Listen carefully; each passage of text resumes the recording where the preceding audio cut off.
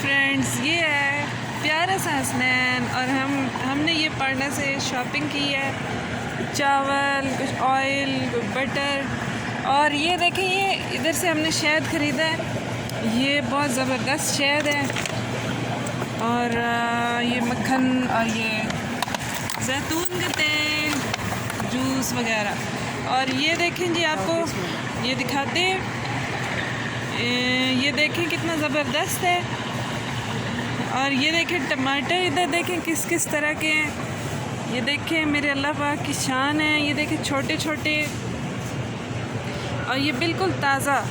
अगर किसी को ताज़ा और फ्रेश चाहिए तो ये जी इनकी प्राइस लगी है यहाँ पर, जो कि बहुत ही मुनासिब है।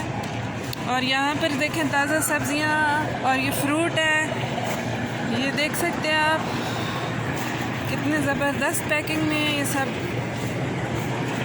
और ये हाजी साहब ने कुछ गाजरें खरीदी, इतनी फ्रेश गाजरें हैं, ये खीरे हैं जो इन्होंने अभी अभी ख़रीदे हैं। और ये हसनैन साहब जो हैं ये हमारे साथ साथ हैं। ये देखें जी, सऊदी अरेबिया में इस तरह से ये सब्ज़ियाँ सेल होती हैं। और ये देखें कितनी साफ़, कितनी फ़्रेश और नीट क्लीन है। और देखें दिल चाहता है कि बंदा बस सारी चीज़ें ले ले।